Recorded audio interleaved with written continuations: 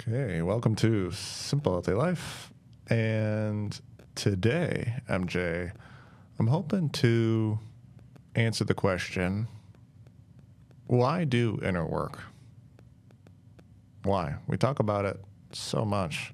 We talk about focusing on our own accountability and our own shaping of our identity and ownership and responsibility and self-awareness and emotional intelligence, right? All of these things which reside within us. And why is that something that comes up often when you search for answers on how to be a better human, right? You hear it a lot. Well, got to do the inner work. Got to focus on the internal. And so for you, you're a big inner work kind of guy. Developed into. Yes, of course. What? Why? Why? Why? Why? Well, I can tell you from me individually, and we've been pretty honest on this podcast, so why stop now? Mm-hmm. I didn't like who I was. I didn't like the masks I was wearing. I didn't like the version of me that was showing up. And for a long time, I didn't know I didn't like it. And this is a weird one for me, like ignorance is bliss type thing. I didn't know I didn't like that. I just was going with the motions, going along, getting along, going along, doing whatever I was doing, whether it was just was nothing. It was nothing really of value. It wasn't that I was doing the wrong things, I don't think, but I was like putting people down all the time. I was never feeling like anybody like had any respect for me. I never really felt like I fit in or liked the people around me. I was always putting them down and saying how stupid they were, and then as well documented on the podcast, I was stumbled into the 4 agreements. And the good thing for me is I'm such an audio person that when the one be impeccable with your word came up, I started to hear the words I was using. I started to realize, whoa, I don't like those words at all. And then I started to look inward just by default because I was intentionally not using those words outwardly, and I started realizing I was using them about myself. I was saying those things about myself.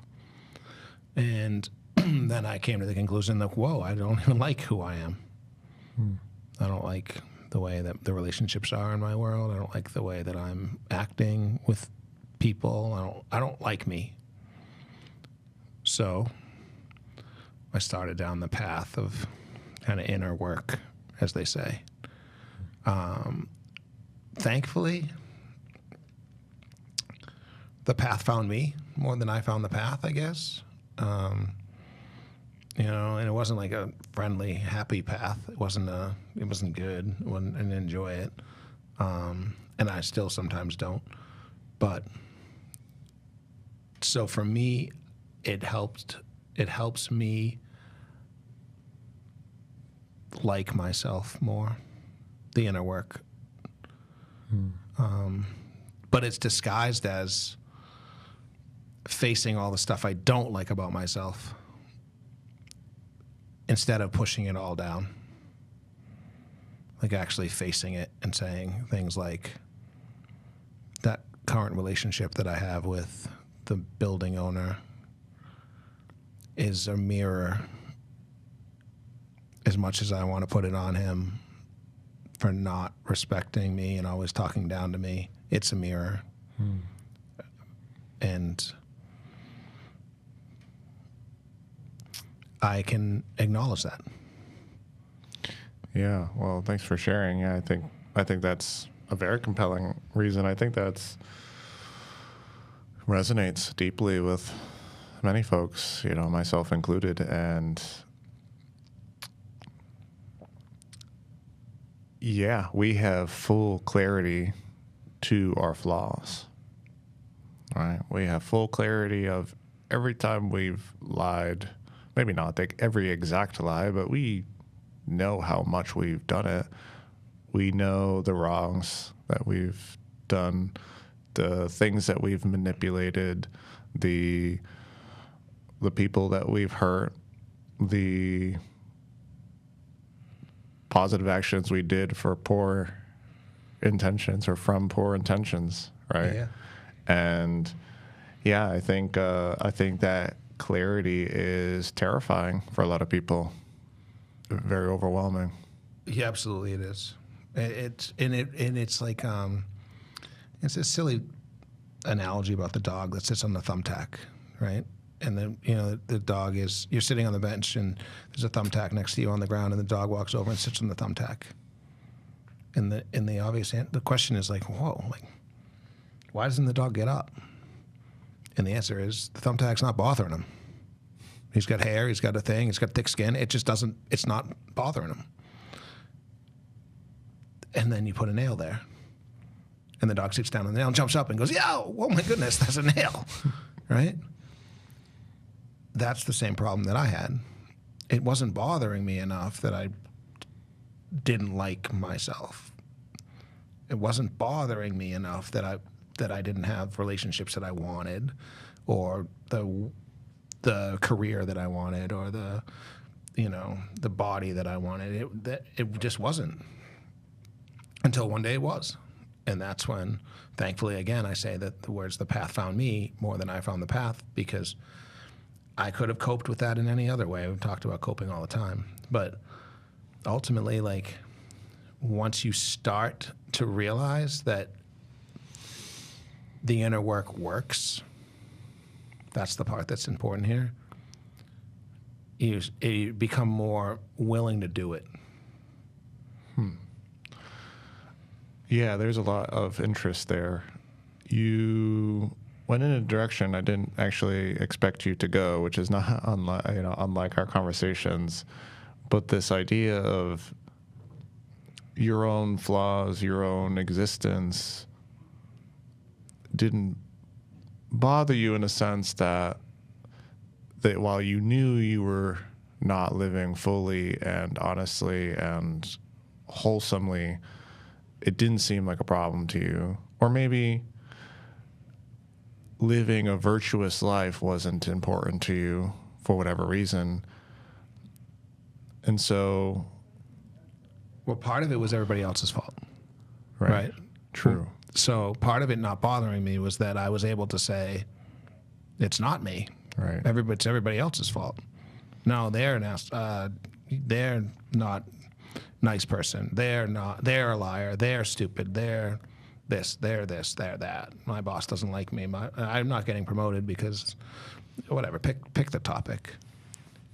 And that didn't bother me. I was surrounded by morons. No, ultimately,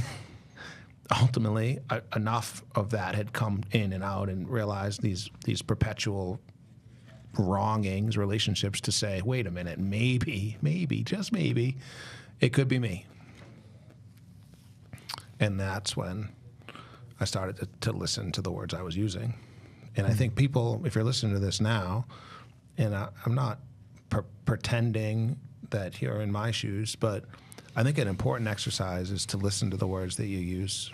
And if they're crossing friend groups, right? If they're crossing, from work into family, into friends, into extended family, if you're saying the same things, right? And you don't necessarily like those things, then the common denominator tends to be you, right? And one of the things that's challenging for us is that,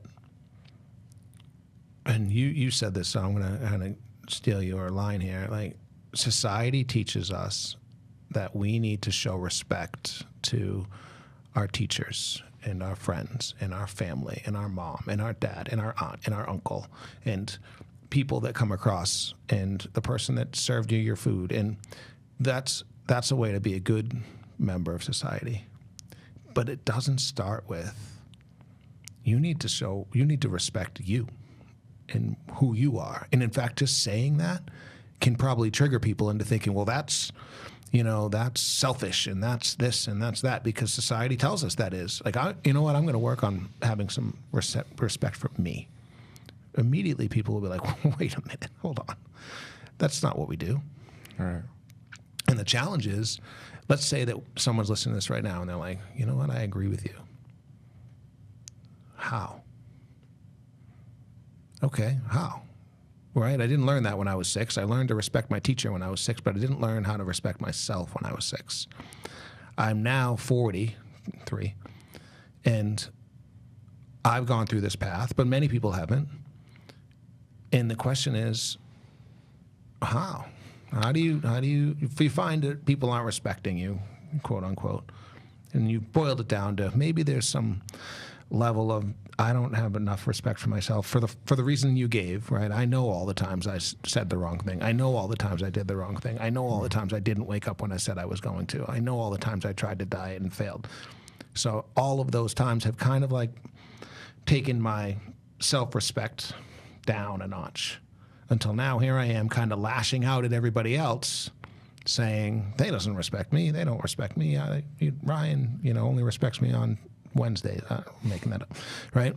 But it's there, right? If you're listening and you're hearing this and you're thinking, there's something there, the question is how? Right. Well, I think it has to be important enough for you. So, if you can figure out why it's important enough for you, right? Just like you said, it wasn't a bother to me in some ways because, one, I was disillusioned by my own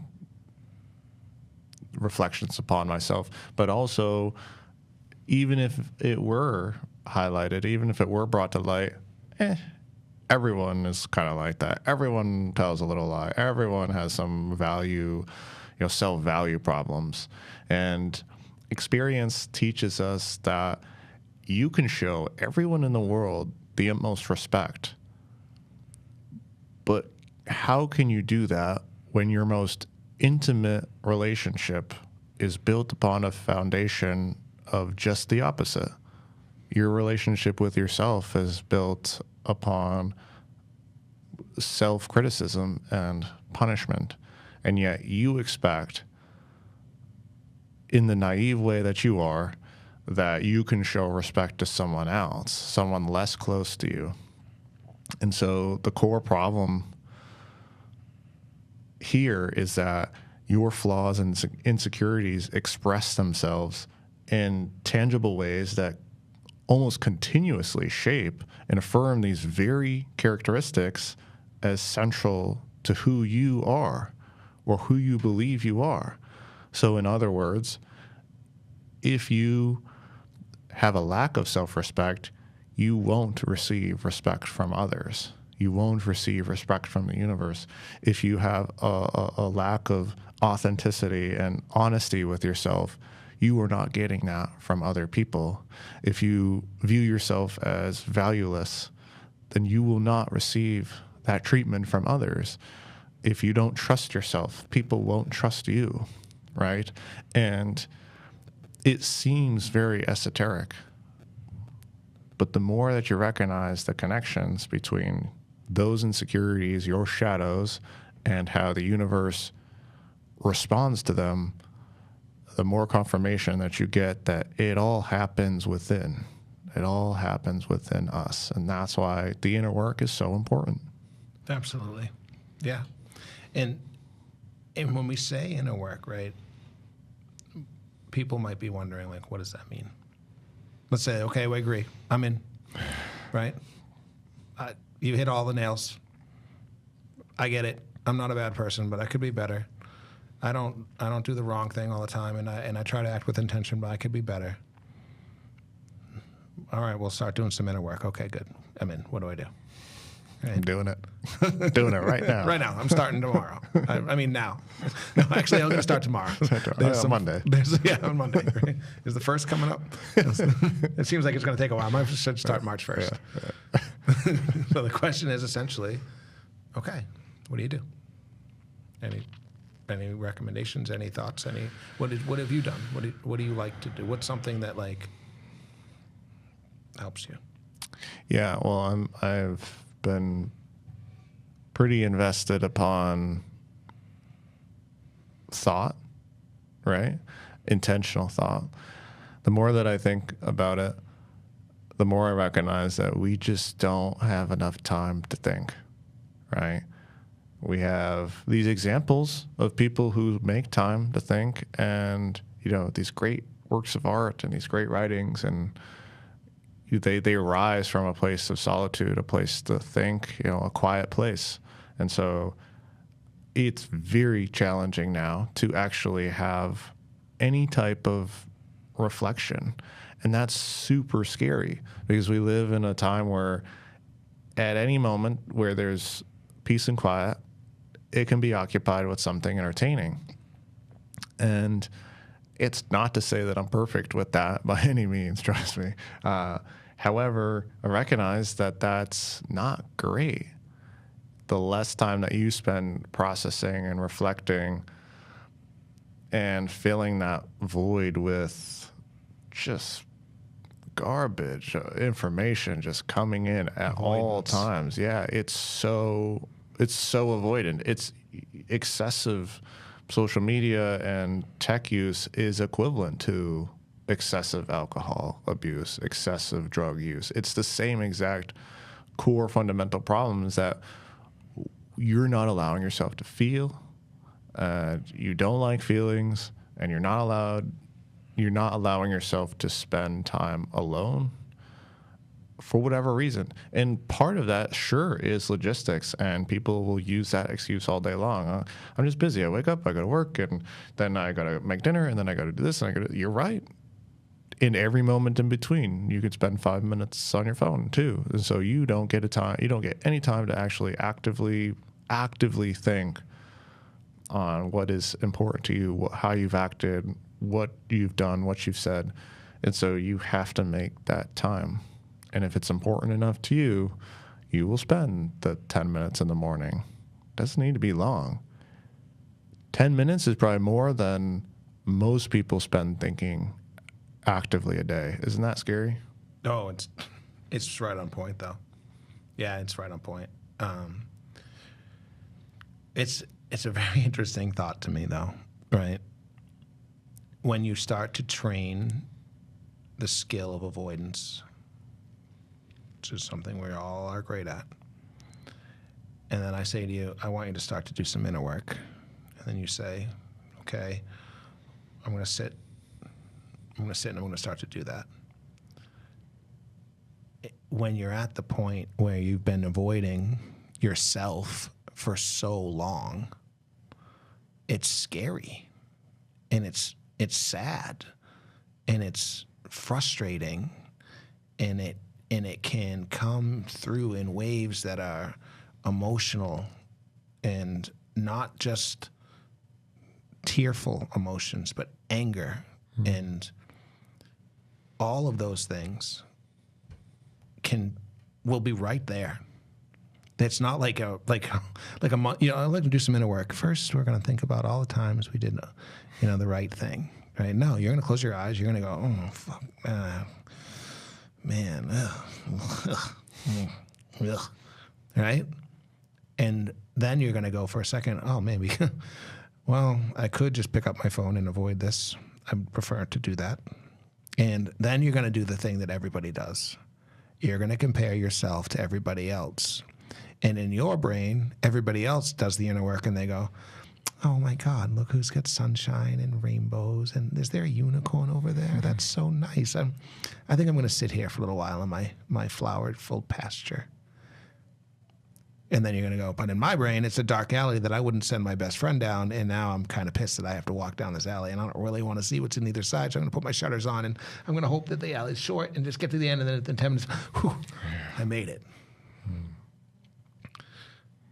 But what you've just done is you've just at least started the term of acceptance.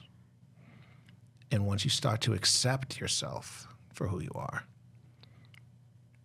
through all your flaws and your ups and downs, in the fact that you didn't know, or you did know and you still did it, or any of the things that we have to come to terms with, accept, understand, then you can start the process of becoming whoever it is you want to be. But until then, all of those things, that dark alley is still coming up. It's still lashing out. It's still showing itself. It's just not showing itself with any of your control. Sure. It's showing itself in relationships that aren't working out, and showing itself in tasks that aren't finished. It's showing itself in, any number of ways. And one of the things that I think I really took a lot out of I take a lot away from these podcasts, and especially our guests, and one of them was Alicia, right? And this concept of different parts of you, coming to light. More than anything, I took this concept away that you are in charge of your life from the time you were born, whether you like it or not. And when you were 8 years old, you were the CEO of your life. And you had people around you helping you and telling you what to do and making sure you didn't die, right? And showering you with love and doing all the things and with the best intentions. But ultimately, you were responsible. So, yeah, you did not the right things. And then maybe when you were, for a man or at 12 or 13, when you get your hormone spike, you did even worse stuff, whatever that was, right? You fought and treated people poorly or whatever. And then maybe when you turned 21 and you drank too much and you said some really bad stuff. And then maybe when you turn a little bit older, you still haven't figured it out, and now you're doing some really kind of mean stuff that just doesn't even feel like it's mean anymore. It's just kind of you. You're like, ugh.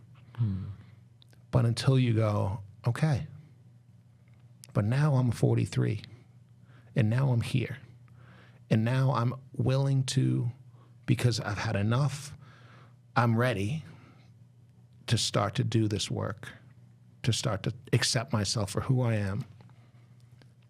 Because as soon as you do, it starts to make the turn. It does not become rainbows and unicorns. I'm not telling you that the dungeon that you look down into your brain will flip a script and all of a sudden it's rainbows and unicorns. No. In fact, what I'm telling you is probably the best analogy ever is the stupid Shrek analogy about ogres, right? We are layered creatures. And when you get to the bottom of one layer and you go, oh, okay, fine, I'm okay with that. And then you go, I'm going to go deeper, and you peel that next one open. And you go, oh man, I really did not want to deal with that one. And then you peel the next one open, and then the next one, and then the next one, without any promise that it's going to be okay. There's no promise of happiness at the end. There's no promise of enlightenment at the end. Yeah, and that's a great point, because often the right things to do are the hard things to do.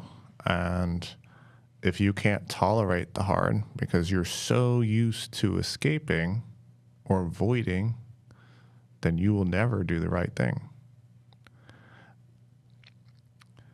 And you're right. I think that there is no promise of happiness. There is no promise of purpose or meaning or whatever it is from doing your work, right? Doing your inner work, facing the demons, essentially.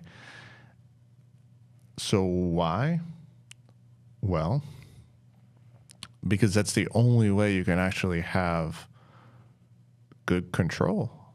It's the only way that you could be aligned. It's the only way that you could know in the deepest, darkest depths of your soul that you are good.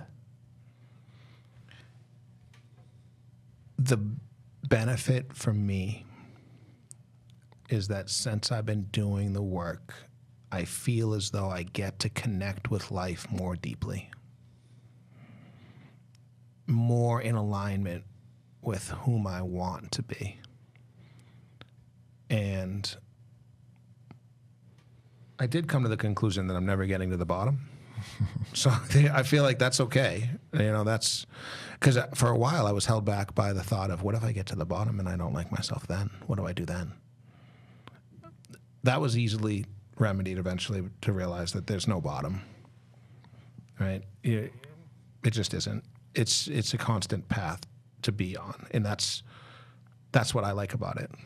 It's also rooted in judgment, right? I mean, that is one of your demons, right? Yes. This demon of like, oh, well, I do all this work and then I'm not going to like myself. No, you like yourself now. You learn to love yourself. You learn to respect yourself. You learn to treat yourself with value so that you act in those ways.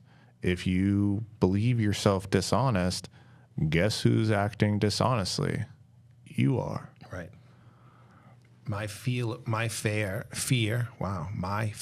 of failure has transitioned into a constant busy schedule. Constantly busy. Busy. You got busy. And I've done the work. Okay? Where did that come from? Well, I perceived many people that were very busy to also be very successful. Right? I was looking at my former bosses. I was looking at some of my family members. I was looking at people that I believed were successful, and they were always super busy and talking about how busy they were. Busy. And I lived that life, and I'm currently living that life, and I'm working on changing that. But it's not until I realized that it's my fear of failure. I'm afraid that if I slow down, I will be seen as a failure. And that if I don't do these things, if I do fail, no one will help me. And these are like inner, the word demon's not the right word, but these are inner thoughts that were always subconsciously driving me. And they were manifesting, to your point earlier, in these other ways, right? And it's not until you do the work where you go, okay, try this if you're the audience, right? Try the it's more likely than not scenario. It's more likely than not that at some point along the way, I learned it's easier to avoid confrontation. Go with that one, right? It's more likely than not that I learned it's easier if I just push through and don't say anything, right? Whatever the scenario is for you. And then go, okay, is that true? Is it true that I'm afraid of failure? For me, yes. For you, maybe not. Okay, if it's true, okay. That's the part. That's the thing. Mm-hmm. Okay. Sure. Done. Deal. Afraid. Now I can recognize it when it comes up. It doesn't just go away. Remember, I told you that the dark alley doesn't just become rainbows and unicorns, but you can go, oh man, maybe this might be one of those things where I'm afraid that I'm gonna fail, so I'm gonna push, I'm gonna drive myself even more. All right, let's work with that. I like that because, I say this quote often, and I love this, but you can't escape a prison unless you know you're in one. And so all work starts from awareness. It starts from recognizing that I have this problem. I am caged, right? Because if you fill your mind with all other things, it's never going to pop up into your conscious awareness, right? You're going to have all the politics popping up. You're going to have the drama between a friend group. You're going to have your skill pursuits and hobbies. You're going to have the social media trend of the week. It's going to occupy that amount of conscious space, which isn't much. They've done I don't know the math. I will have to look this up, but they've done the math on how much data your conscious awareness can contain, and it's just the smallest fraction of data. It's not a lot at all versus what is residing under the surface. We see the tip of the iceberg, but our brain is still working with its subconscious, mysteries, essentially. And all of those things, your fears, your insecurities, your lack of self-value and self-trust, those still are coming up, right? And you're still acting in accordance with them, whether you like it or not. And so you need to make time to face the prison, essentially, to turn the spotlight and say, okay, where do I actually have a problem? You know, how many people say to me, I can't spend time with myself? You know what I mean? You know how people say that? Like almost everyone that I talk with who has some sort of mental health, whatever. Don't even take it one step further. The answer is almost everyone. Mm-hmm. And let's take it like without really working too hard at it, right? Just say, okay, I struggle to spend time with myself. That's a huge step in doing the work, because the other way is keep doing what you're doing, keep avoiding it, keep waiting, and right before bed, I'm going to put my phone down right before I go to sleep. Mm-hmm. Yeah, I'm going to pick it up right when I wake up. I'm going to drive to work. I'm going to listen to a podcast. Mm-hmm. I'm going to, when I'm not having a conversation with somebody, I'm going to fill my time. Okay.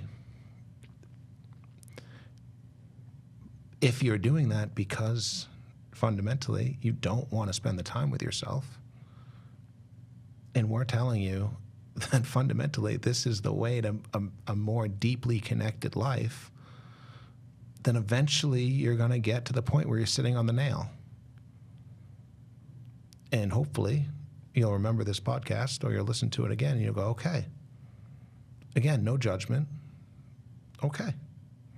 If you're 22 and you're figuring it out, awesome. If you're 55 and you're figuring it out, even better.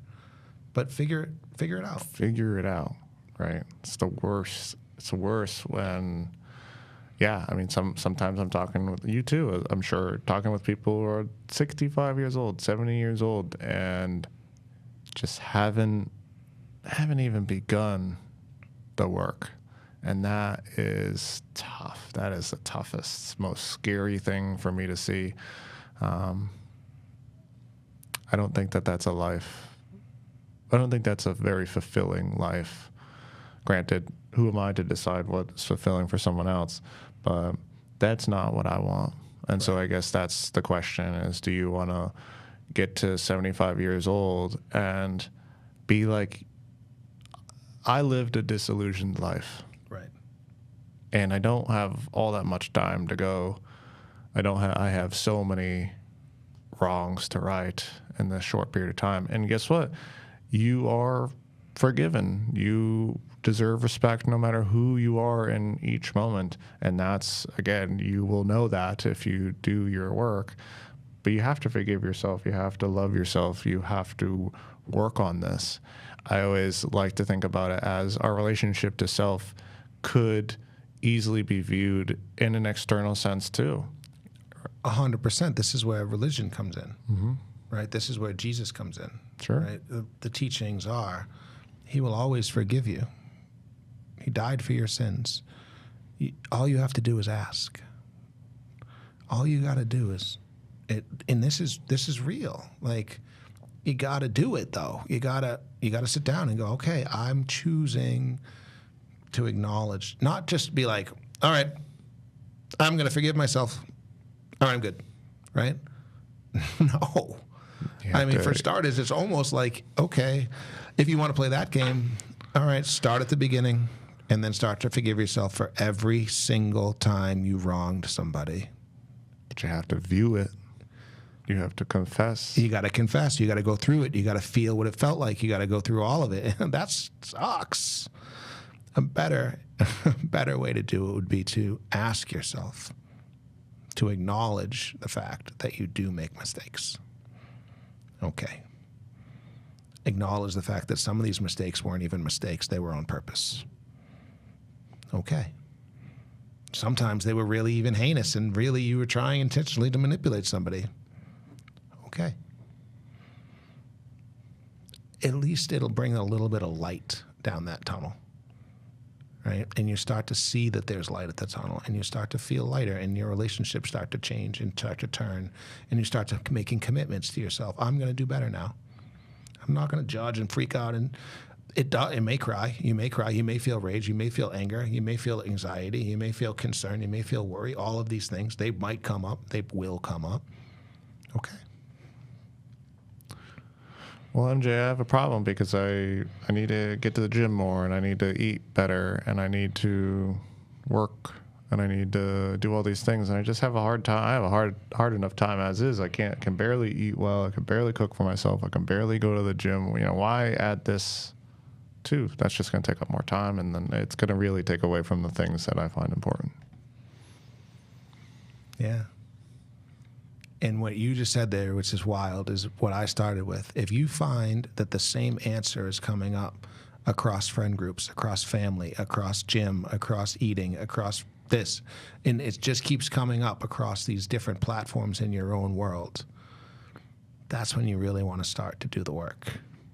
Because I don't know what the reason is for you, but I do know that you just labeled 11 different platforms that the same challenge is coming up. I can't, I don't have, I'm coming from a form of scarcity or weakness or lack thereof.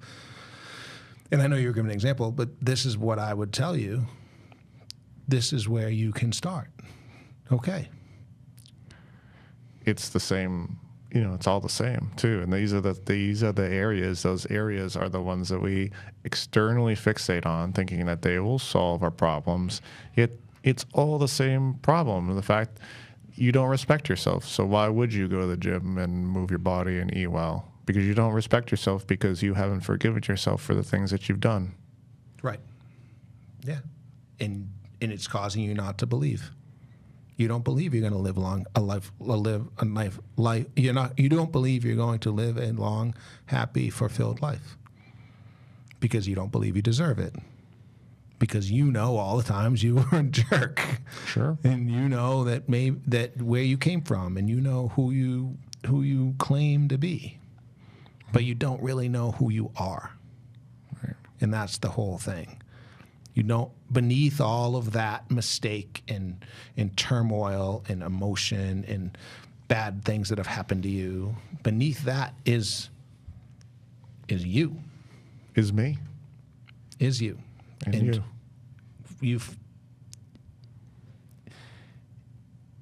you can choose to go find them, or you can choose to keep layering them on with all the crap.